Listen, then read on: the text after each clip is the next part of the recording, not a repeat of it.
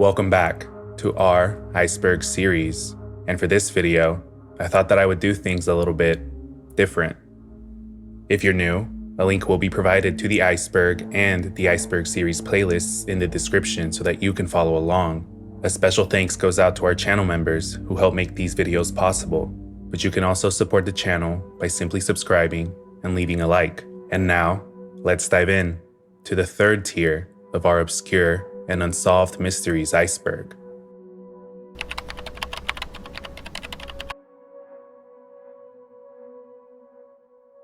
We begin our descent with an Argentinian artist known as Benjamin Solari Paravicini, who was not only known for his artistic talent, but also known for his ability to predict future events, such as the Russian launch of the Sputnik satellite, the rise of Fidel Castro, and even the attacks of 9/11. Benjamin was born on August 8th of 1894 in the Buenos Aires capital city of Argentina. He was so successful in his career as an artist that the president of Argentina at the time, Marcelo Torquato de Alvear, publicly congratulated him during one of his art exhibits in 1972. Benjamin would go on to become an art professor in his later life before passing away on December 13th in 1974. He was 76 years old at this time. As a child, Benjamin would claim to be able to see angels, duendes, which are sort of like Latin elves, and other paranormal entities. It is even said that people would seek him whenever they lost something that they just simply could not find, and Benjamin would use his psychic powers in order to locate said object. Word of Benjamin's claims would begin to spread, and eventually, his father had him tested to make sure he didn't have some sort of medical condition that could explain his experiences. It is even believed that Benjamin would predict the events of World War I, one whole year before it even happened. But some of Benjamin's most famous work would be those of his prophetic drawings, one of the most popular ones being the one that predicted the 9/11 attacks in New York. And I would just like to point out that Benjamin passed away in 1974, about 27 years before the 9/11 attacks, and this drawing was said to be created in 1939. In it, we can see what appears to be two statues of liberty, one of which is split down the middle. Behind it appears to be buildings crumbling to the ground, and next to it is a Statue of Liberty completely intact. But one of the things that is most striking about this image is the caption: La libertad de Norteamérica perderá su luz. Su antorcha no alumbrará como ayer, y el monumento será atacado dos veces, which translates to, the liberty of North America will lose its light. Their torch will not illuminate like yesterday, and their monument will be attacked 2 times. It's said that Benjamin would destroy this drawing and many of his other premonition drawings because he did not fully understand them. He believed that an angel would possess him and draw these drawings using his body as a vessel. Benjamin would also claim to have been abducted by aliens. His abduction was said to have taken place in the Avena 9 de Julio Avenue in Buenos Aires, when 2 white-eyed beings approached him as he was sitting on the sidewalk. Suddenly, a bright light engulfed them, and the 3 found themselves inside of a circular room, with the middle containing a tube that appeared to have other entities floating in it. The beings would telepathically tell Benjamin, "You have to preach love. Universe is harmony. Your behavior is aggressive. We have several chosen ones. We will meet again," before transporting Benjamin back to the sidewalk about 3 hours later. Benjamin would also predict in vitro fertilization, the rise of Argentinian President Javier Milei, and even the assassination of John F. Kennedy. An American golfer rules and is killed young. We can see how similar this drawing is to the silhouette of President Kennedy, and aside from it, there have been hundreds of other predictions, so many in fact, that Benjamin is also known as the Argentinian Nostradamus. I will be linking a doc with more of his drawings in the source list if you would like to see it for yourself. Whether or not Benjamin really had psychic abilities is not for me to say, but looking through some of his drawings, it's hard not to believe that Benjamin may have been special in some sort of way. He was able to predict future events decades before they even happened, but unfortunately, never truly understood what these drawings meant.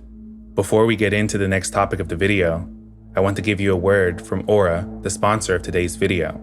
Did you know that data brokers sell your information to spammers, scammers, and anybody else who might want to target you? This includes your full name, your address, your medical records, your family. It's all out there. That's why I'm happy to announce that I'm using Aura, the sponsor of today's video. When I signed up for Aura, I was surprised to see how many data brokers were actually selling my information. On the very first day, Aura found 17, and to me, this was very scary. Because being online as much as I am, making sure that my personal information was protected is something that was really important to me. But thankfully, Aura shows me which data brokers are selling my information and automatically begins to submit opt-out requests for me. And this really helps because cleaning up my information not only helps reduce the amount of spam that I get, but it also protects me from hackers who might want to use this information to help them access my social media accounts, my bank accounts, or any other kind of sensitive information. But Aura also does a lot more to protect me and my family from online threats. I get other features like a VPN, password management, parental controls, and even an identity theft insurance, all without having to download several different apps. It's really easy to set up, and best of all, I get it all at one affordable price. You may already have one or two of these tools already, but not having Aura is like locking the front door but leaving the back door wide open. Aura is always on, doing the hard work of keeping me protected so that I can focus on other things like researching for future videos. I value my privacy, and I value yours too. So go to aura.com/coldcoffin for your 2-week free trial. But now, back to the video.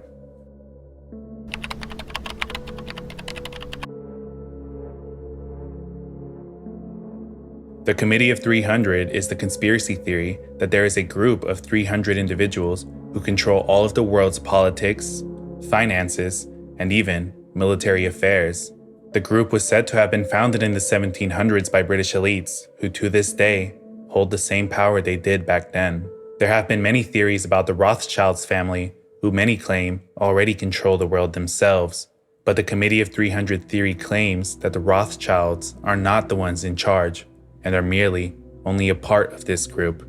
This group also goes by the name the Hidden Hand and the Olympians. But like many other of these secretive groups, there is little to no information about them. There is a Wikipedia article that claims the first mention was done by a German politician who wrote an article in which he claimed 300 men, all of whom knew each other, guide the economic destinies of the continent and seek their successors from their own milieu.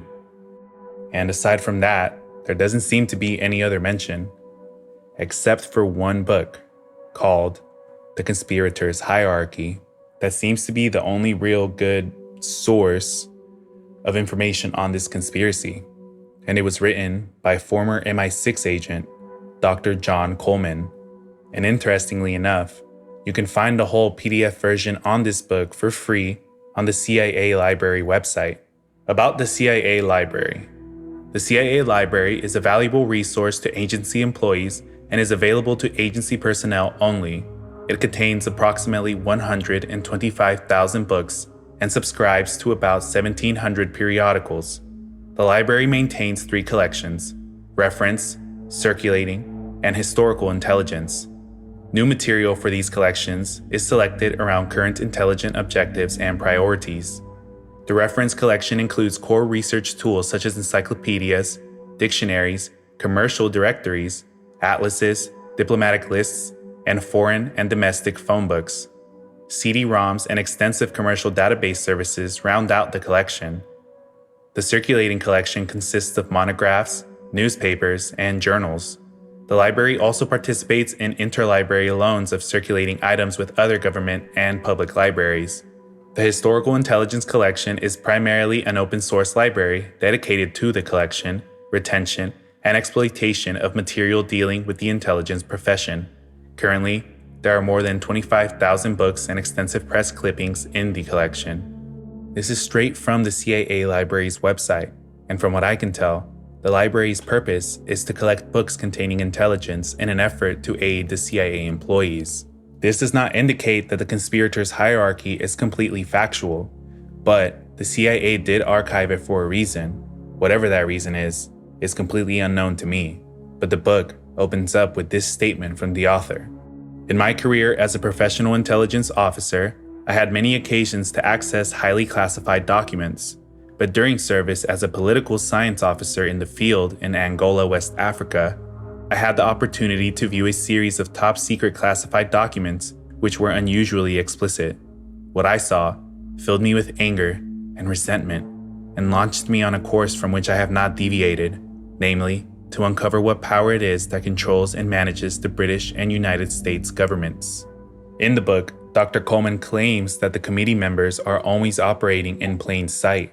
Whether it be at presidential inaugurations or royal ceremonies, there is always a member present and involved at all times. Dr. Coleman would also claim that this group was intent on attacking Christianity by systematically disintegrating industrial nation-states, going as far as getting rid of those who opposed them.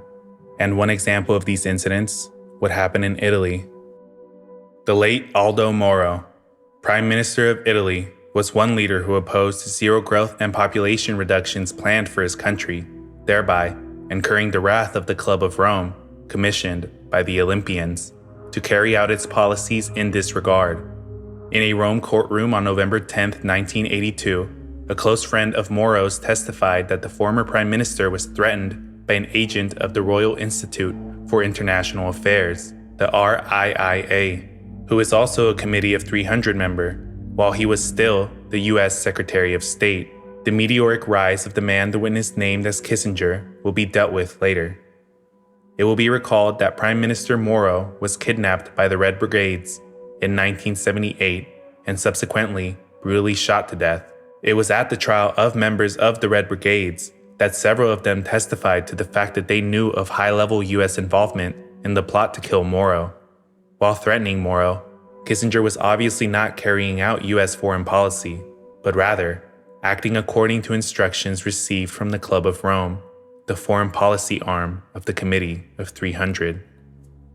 The author would point out that the witness was Aldo's close associate, Corrado, who would testify in the court and live on television that Kissinger had something to do with Aldo Moro's death. A high-level politician kidnapped in broad daylight, his bodyguards killed, but the story and Corrado's testimony got little attention, almost as if it was being suppressed. Later, Aldo's wife would testify to the court that her husband had received threats from a high-ranking United States political figure, and it would later be revealed that Kissinger was in fact Henry Kissinger, the United States Secretary of the State. She would use the same words that Corrado used in his sworn testimony to quote the threat made to Aldo: "Either you stop your political line, or you will pay dearly for it." A similar incident would happen to the Pakistan Prime Minister Zulfikar Ali Bhutto, who, after requesting for a nuclear program to help develop Pakistan, would also receive a threat from Henry Kissinger. In a written testimony, Bhutto would write that Kissinger told him, "I will make a horrible example if you continue with your nation-building policies."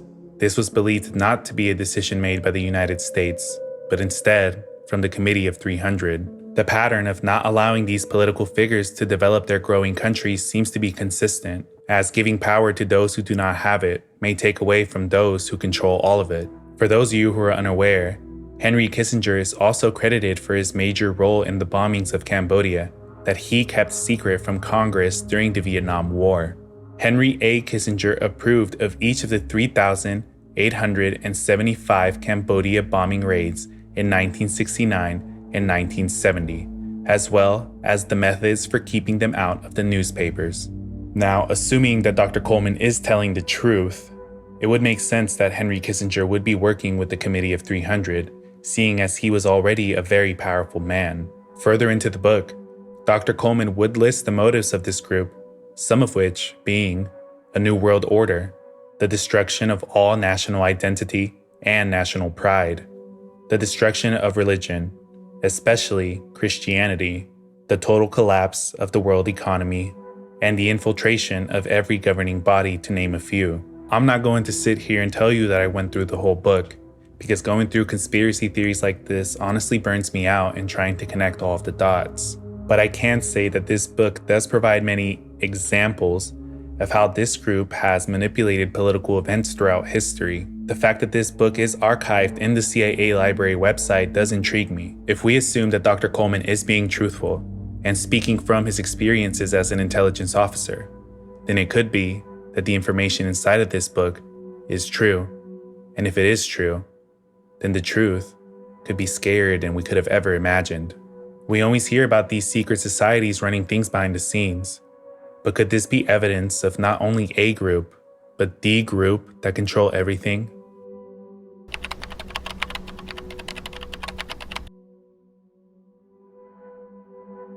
In 1927, the English town of Warrington began reporting sightings of a strange man who many believed was not a man at all, and instead a ghostly apparition. The first reporting of one of these sightings came on August 20th in 1927. A ghost in galoshes. A evil-looking man in a black suit, a tall figure dressed in all white. These literally are the principal figures in a Dracula-like story which comes from the Haydock Street district. Strange happenings have been reported during the week, and hundreds of people have had the not altogether unpleasant thrill of the ghost hunt. The most serious side of this story is that many women and girls have been alarmed, and the very sensible solution, told the investigator, is that the ghost is either a practical joker or the accomplice of a thief who may be endeavoring to draw people from their homes to enable his confederate to have better facilities for breaking in. The story begins last week when it is stated a very evil-looking man in a black suit was seen prowling around a very mysterious manner. The fact is authenticated by several residents of Haydock Street. In the early hours of Sunday morning, the whole neighborhood was thrown into excitement by the news that a ghost had been seen. It was stated that between the hours of 1 to 2 o'clock, a tall figure dressed in all white was seen passing along the streets adjoining Haydock Street and completely disappearing from time to time. 2 women who witnessed the apparition were so overcome that they fainted and had to be revived by the crowd which soon assembled. A diligent search was afterwards made, but no trace of a supposed visitor from another world was to be found. Comparatively, few people saw the figure on Sunday morning, but on Sunday night, a crowd of some hundreds of people from all over Warrington gathered in Haydock and Furnace Streets, armed with pokes, bottles, shovels, brooms, carrying knives, and hay-making implements prepared to lay the ghost. Many of them ridiculed the suggestion that anything had been seen, but they were less skeptical when, about 11 o'clock, the ghost made its appearance once again. Immediately, the cry went up, "There it is!" and the crowd set off after the apparition. After beckoning to various people, the ghost took to its heels and instead of vanishing as a well-bred ghost should, darted down a narrow entry in Furnace Street. At the end of the entry is a high wall, but this did not stop the ghost in its flight, for it placed its hands on the top of the wall and sprang over it, like, to use a woman's expression, the famous spring-heeled jack. From that point on, all trace of it was lost. The search continued, however, until 4 o'clock in the morning, but nothing further was seen. The occurrence had such an effect on the people, however, that many of them could not get any sleep, and windows were bolted, extra fastenings were put on the doors, and some men even stayed up until daylight, in readiness for any other appearance that the ghost might make. On Monday morning, however, many girls were hysterical and could not be calmed. If they moved from one room into another, they had to take their father or mother with them, even when they were getting ready for work. Many of those who go early to work had to be escorted the greater part of the way. One girl said, "I was so frightened that I kept looking behind me for fear the ghost should get me." Mrs. Flanagan of Furnace Street and her 3 daughters were among the first to see the apparition. "I was standing at the door," said Mrs. Flanagan, "about 11 o'clock on Sunday night, and upon looking across the road, I suddenly saw something white. I cried out, 'There it is!' and my 3 daughters and a young man to whom we were talking saw it too. The young woman wanted to run after, but he held back because we feared the ghost might have a knife under its white covering. The apparition was very tall, about 6 feet, and was covered from head to foot with something white, the only part of it visible being the eyes. When a chase was attempted, it ran down the entry, taking off the white coverings as it went, and we noticed that it had on a dark suit. It must have galoshes or something on its feet, for we heard the pit-pat as it ran." Another person who had a close-up of the figure was Mrs. Ellison of Scott Street, who was walking home with her husband on Sunday night after visiting a friend. "When nearing the Furnace Street," said Mrs. Ellison, I saw a ghostly figure in white. I was startled and cried out to my husband, 'Oh, a ghost!' He replied that there were no such things as ghosts, but when he turned and saw it, he said, 'My God, it is a ghost.' He said he would see if it was really a ghost and grabbed my umbrella. When the ghost saw this, it put its hands up in the air, just like a ghost, and then ran down the entry. Although another lady from Chorley Street states that there are no such things as ghosts, the apparition frightened her when she came upon it suddenly on Sunday night. It was dressed in all white and was a very terrifying spectacle. The people of the neighborhood are doing their best to lay the ghost as it is causing so much annoyance in the neighborhood, and the search was continued on Monday and Tuesday nights. But the ghost kept to itself. Each night through the week, parties of people, mostly young, have waited until the early hours in the morning in hopes of seeing and, as one young man said, doing for the apparition.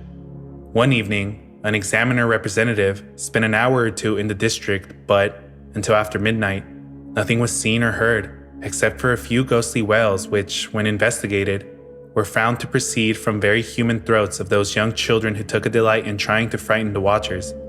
Time after time, people would shout, "There it is!" But their imaginations were playing a trick, for the ghost did not show its face. To me, this clearly sounds like a prank, and it seems as though the prankster had fooled the whole town into believing that there actually was a ghost, or at the very least causing some sort of mass hysteria. There would be a couple more posts, but the next one would come on September 10th, the very next month. Weird happenings in Warrington. Dogs howl. Women of the Offord Lane district of Warrington have been terrified during the past week by weird happenings.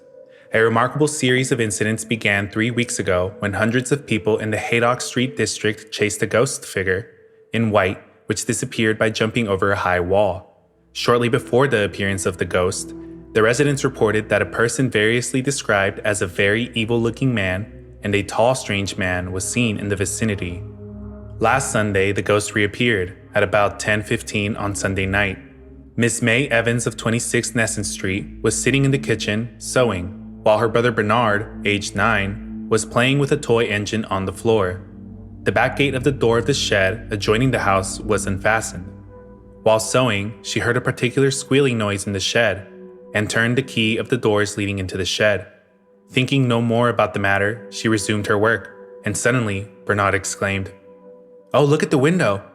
"I looked," said Miss Evans to our representative, "and had the fright of my life. There was a face, almost covered with something white, pressed to the window, while a hand over the bottom of the window held a big electric torch. It must have been a very powerful torch, for it lit up the whole kitchen, though the light was full on. I was frightened, and could not move. At last I ran to the front, and neighbors came out to see what was the matter. They made a search but could not find anything. The only noise Miss Evans heard was the squealing before the apparition appeared at the window. Neighbors state that on the Sunday night, all the dogs in the neighborhood barked and howled for hours. Another appearance occurred in the Birchall Street district on Tuesday evening. Mrs. Bird of 23 Charlie Street was sitting in the house with her little boy when she heard a loud rapping on a piece of 3-ply wood, which had been inserted in place of a broken window pane. "We went to bed," said Mrs. Bird, "and after a time, we were awakened by a commotion at the back. We went down and found the ghost had been visiting a house down the road." At this point, I started to feel as though this could have been more like a peeping Tom and not just some prankster. But it would seem as though this ghost's reign of terror would soon come to an end after a few more encounters. A silly scare. The silly pranks of some persons who have been referred to as the Haydock Street ghosts has caused considerable disturbances in that neighborhood. Stories have been circulated of an ugly face, weird noses, and green eyes, and children and credulous people have been unnerved. It was reported early this week that the man shouted a message to some young men who chased him saying, "I won't be sorry when my time's up on Thursday." Mr. Stanley Trantham of 45 Lyra Street called at the Guardian office on Monday and stated that at 11:30 on the previous evening, he was at the house of a friend in Chorley Street when he heard screams. Running out, he saw a crowd of people in Margaret Street where a man was being chased. Mr. Trantham followed and almost caught the man when he scaled a corrugated iron wall. He says that on the far side of the wall, he fell into an iron box and then became entangled in some wire. Otherwise, the man would have not escaped. The man was wearing a light fawn raincoat and was carrying an electric lamp. Mr. Trantham had not reported the matter to the police, and when the Guardian reporter visited the Superintendent Holland with the information, he said that he thought the story of the ghost was all bunkum. "We think it's somebody playing pranks," he added. "More than anything else, that it is hysterical women who have got the wind up and imaged most of the things which are reported." And that was the last mention of the Warrington ghost, though I'm sure the townspeople were relieved to find out that this in fact was just a prank.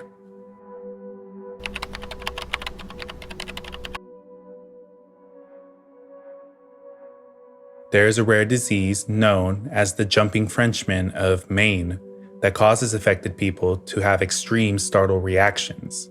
While an average person may jump or flinch at something that catches them off guard, a person with the jumping Frenchman of Maine disease would have an extreme reaction to an otherwise normal source of stimuli, whether it be glancing at something, an unexpected touch, or a sudden loud noise. A person affected is more likely to jump, scream, and in some cases, involuntarily mimic a person's movements known as echopraxia, or repeat phrases back to them like a parrot, known as echolalia. After experiencing a sudden reaction, the affected person may exhibit an automatic or forced obedience after a startle response, during which they automatically respond to simple commands such as jump, run, or hit, even if said person would not normally act upon such a command. Signs of this disease often began to manifest during puberty, but slowly subside as the person grows older.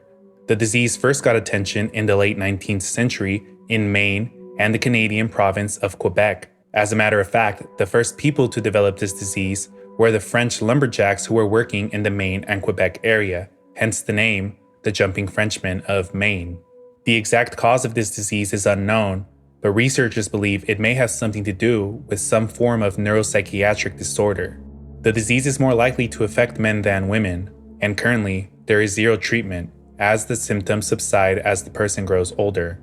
Thankfully, the disease is non-life-threatening, but it still doesn't take away from the experiences of those affected by it.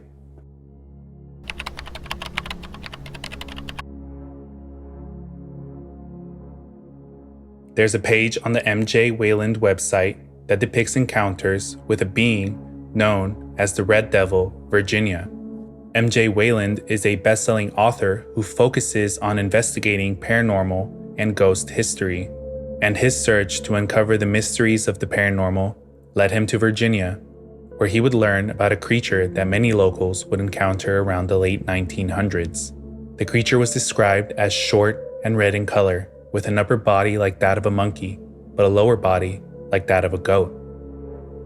The first sighting of this creature would be in 1968, when a young boy named Bob would first see it while on his porch with his little brother.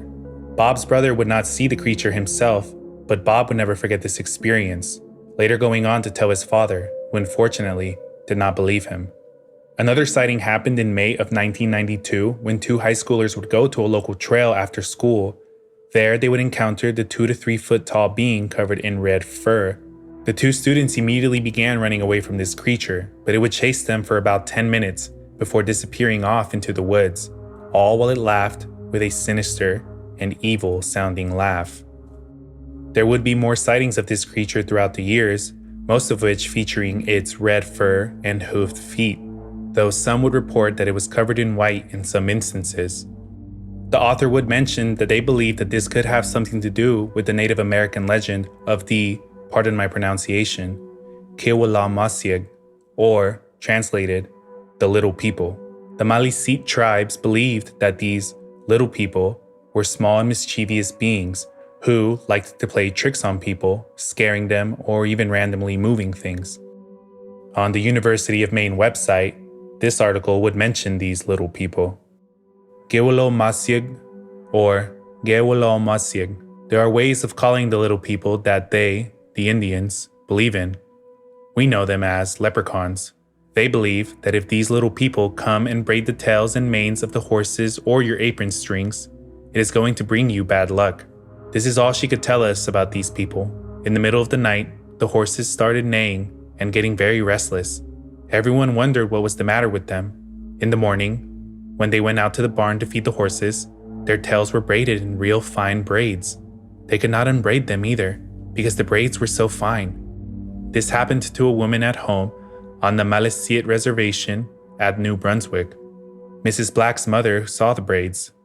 After they braided the tails, they came back and braided the manes, and also the clothes she had hanging on the lines. Some people claim that they did see these little people. Mrs. Black says she has never seen one. They are little men about 3 feet high, with long white beards, just like the little dwarves in Snow White. They also wore clothes like Rip Van Winkle used to wear, red pants, green jackets, and green shoes, with the toes all curled up. One girl, who said she saw one, said that he just stood and looked at her.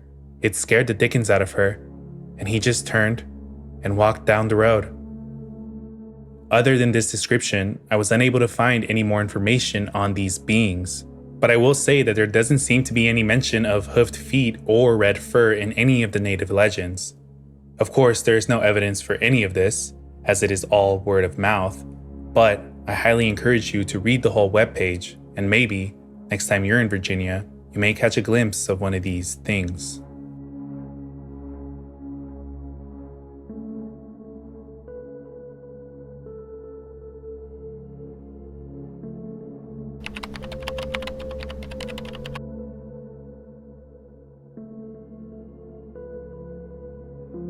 And we finish our video with what is likely one of the most famous murder mysteries of all time. That is the case of Mary Rogers, an American woman who in the mid-1800s was kidnapped and tragically murdered. Mary was known to be a beautiful woman, so captivating in fact, that at her New York job at a cigar shop, the owner would pay her extra and have her in the front to attract more customers. There were plenty of people who would come and visit and just hang out in the shop because Mary was there. But she would first make headlines in 1838 when it was reported that Mary had disappeared, leaving only a note that revealed a fixed and unalterable determination to destroy herself, at least according to the coroner who inspected the note. This would be debunked when Mary would return back to work at the shop about a week later, and it would be reported that the shop owner had done this as a publicity stunt to get more business. But it wouldn't be until about 3 years later that Mary would make headlines once again. It was the 25th of July in 1841, and Mary would inform her now husband Daniel Payne that she was going to be visiting family for the day. Daniel stayed at home, but as the day came to an end, a powerful thunderstorm began to develop in the area. Seeing the conditions, Daniel thought that Mary would not be traveling home with the weather like this, and so he went to bed. The following morning, Daniel went to work, and Mary's mom began to grow nervous at the fact that her daughter had not returned. When Daniel got off of his shift and Mary had still not gotten home, Mary's mom informed Daniel about this, and so Daniel went to visit Mary's aunt. But when Daniel got to Mary's aunt's home and asked them about Mary, they would tell him that she had never been there at all. For 3 whole days, there was no sign of Mary anywhere, until fishermen fishing in the Castle Point area of Hoboken would unfortunately discover the body of a woman. A rope was tied to her waist, and attached to the rope was a heavy rock. Around her neck appeared to be pieces of her torn dress used to strangle her, and her face was badly bruised. Authorities immediately began investigating the situation, and the first person they questioned was of course Daniel, but it would be ruled that he had nothing to do with this. With this, there was no leads, and the police even offered a major cash reward and immunity to anybody who could give any information that could lead to the capture of Mary's killer. Shortly after the discovery of Mary's body, an anonymous letter would make its way to the authorities. In it, the writer claimed to have witnessed Mary get onto a boat with 6 rough-looking men. The witness would also claim that they watched as this boat pulled into the beach. The group would then walk off of the boat and begin to walk into the woods. They would also mention that it appeared as though Mary had willingly gone with them. This would be the last time it was reported that anybody had seen Mary alive. 2 witnesses would also come out to corroborate the letter, but they could not confirm that this was 100% Mary, but did say that it did strongly resemble her. It was a few weeks later that a man named Adam would come out to say that he had seen Mary in Hoboken with a well-dressed man. He would claim that he saw the two go into a local bar known as Nick Mullins. The owner of the bar was a woman named Mrs. Frederica Loss, who confirmed that she had seen Mary and this man walk into the woods, and even stated that she had heard screams coming from that area but did not think much of it as it was a normal occurrence. But 2 weeks after Mary's death, Frederica's 2 sons would be playing in the woods when they would stumble upon a pile of clothes. In the pile was a white petticoat, a parasol, and a handkerchief with the initials MR. The area that they found the clothes in was greatly disturbed, and the pair even found a trail that appeared to be heading into the direction of the river before it faded away. And these clothes would be confirmed as the ones that Mary was wearing the last time anybody saw her alive. But despite the evidence and location, police were still no closer to finding the true identity of Mary's killer. This news devastated Daniel, so much so that he fell into a deep alcoholic depression. And on October 7th, in 1841, Daniel would go and visit every single spot that Mary was believed to have been in on the night of her death, finishing it off at the spot that he believed was the spot that she lost her life. While there, he would drink a vial of poison and take his own life, leaving behind a note that read, "To the world, here I am, on the very spot. May God forgive me for my misspent life." It was believed that Daniel was so heartbroken at the loss of Mary that he could no longer continue, and ultimately decided to end his life. Mary's story would gain so much attention that famous author Edgar Allan Poe would write about it in his book. In it, while changing some very minor details, he would retell the full story and attempt to solve the mystery himself. But in a strange turn of events, on October of 1842, the shop owner, Miss Frederica, would be accidentally shot by one of her sons. On her deathbed, Frederica would come out to say that her and her sons had fabricated the story, and even mentioned that she did in fact know who the person was with Mary when they went to her bar. She would claim that this person was a doctor, and that this doctor was helping Mary get a secret abortion. Unfortunately, the surgery went wrong, and after disposing of her body in the river, Frederica's sons were instructed to go and spread the clothes in the woods. But Frederica's story did not fully line up with the evidence found on Mary's body, and because of this, was never fully validated. And so, the tragedy of the beautiful cigar girl, one of history's most puzzling mysteries, with some believing that Mary may have had a secret lover, others believing that she may have fallen victim to gang violence, and then is Frederica's deathbed confession. A mystery that took the lives of 2 lovers, one at the hands of somebody else, the other by their own hands. May both of their souls rest in peace. That's all for this video. Let me know if you like this new format down in the comments. And as always, thanks for watching.